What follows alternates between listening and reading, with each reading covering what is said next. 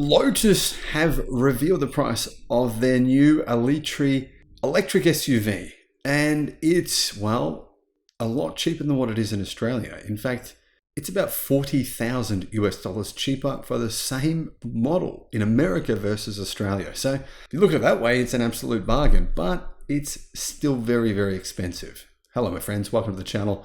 I'm Sam Evans. You're watching the Electric Viking. Great to see you. This is, I must say, it's an incredibly nice vehicle. Is it worth paying $107,000 for the base model?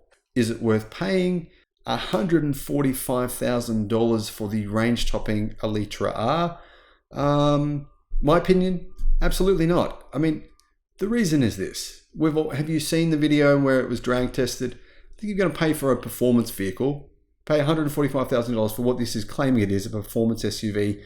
You want to be able to drive the thing without it driving you off the road. This thing is insane. It's out of control. It's got way too much power. The platform is just not able to handle the power, and it's absolutely dangerous. It should not be legal to be driving the Eletre R on the roads.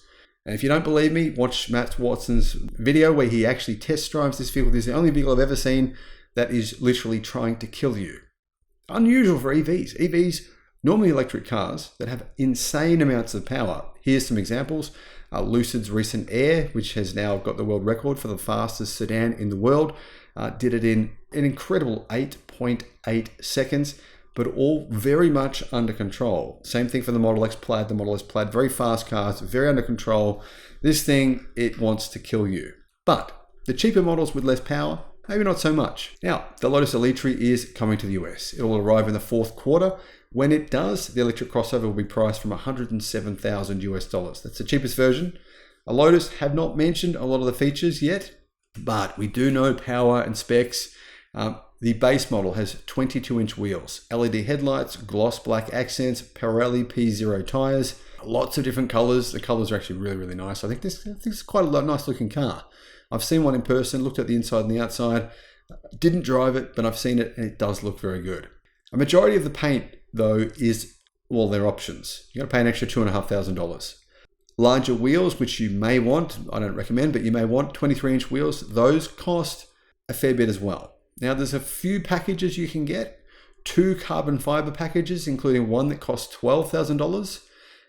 And you get Napa leather interior as standard with recycled textile accents, as well as laser cut wood trim, a panoramic glass roof, a 4-zone climate control system, and a 15.1-inch infotainment system. The 5-seat crossover also has cargo capacity of up to 54.1 cubic feet, 1,532 liters, but that's with the rear seats up. Oh, sorry, with the rear seats down, I mean.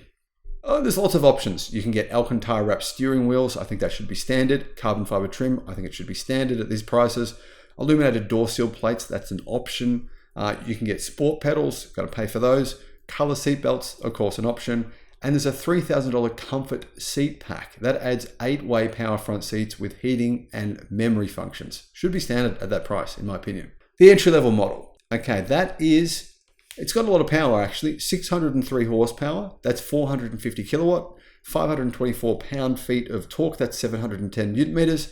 That enables it to do 0 to 62 miles an hour in 4.5 seconds. Top speed, 160 miles an hour, 258 kilometers an hour.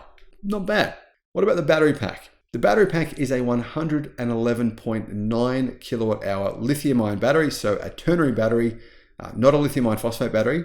It has a WLTP range of between 304 to 354 miles. The standard price variants. So you've got 3 different variants of this vehicle.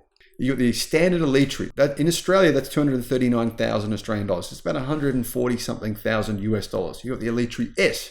That's the mid-spec model. And then you got the Eletre R. Now the Eletre and the Eletre S, they both have 2 motors. The Eletre R gets 3 motors, and therefore it gets a hell of a lot more power. That model actually has 675 kilowatt and 985 newton meters of torque. So it's got about 930 horsepower. That's a lot of power. That means it can do 0 to 100 in 2.95 seconds. Top speed, 265 kilometers an hour. But that model it's a bit more expensive. That one's $145,000 US. Now, if you get the standard Electric model, it'll come with the same battery pack as both of them, right? But because it has less power, it's going to give you more range. It's got 600 kilometers of range on the standard model. The performance model, with all that extra torque and all that power, that one gets a lot less range. It has around 451 kilometers of range, or 254 miles. Now, the longer range version has 280 miles of range. So yeah, it's going to get you a fair bit more range. Now, I should point out, these vehicles are made in China, so they are subject to a 27.5% import tax. You don't pay that, of course, Lotus will, which is why I'm so surprised at the price in Australia. We don't have that tax in Australia, and yet it's so much more expensive to buy in Australia. It's, not double the price, but not that far off it. Anyhow, these vehicles are actually being built at a new $1.2 billion factory in China. And Lotus has claimed that you can charge this vehicle in 20 minutes. Now, this is one of the big benefits of this car. I've got to admit, it's got very fast charging, 350 kilowatt DC fast charging. So you can get from 10 to 80% charge with the right charger, of course, say a Tesla fast charger, possibly the version 4 models, which most of those aren't actually unveiled yet in America, but they are in some other places. Anyway, with the 350 kilowatt charger, you could in theory charge it from 10 to 80% in 20 minutes, claim Lotus. Now, when the Eletre first debuted in 2022, Lotus said the pricing would start at $95,000. So it's about $12,000 more expensive than what Lotus said, but I'm surprised at how cheap it is considering the massive taxes that are being paid here. This vehicle has to be shipped from China all the way to America. Then they've got to pay a 27% tax. Considering that, the price is good. Is this a good value car? Would I buy one? Absolutely not. But I'm not a billionaire. I mean, maybe these cars are targeted at billionaires. Anyway, guys, what are your thoughts about it? Let me know what you think. If you haven't seen the video yet, to the way that this thing drives when it's being driven fast, it's scary. Anyway, check it out. It's on CarWow. Thanks for watching. Bye-bye.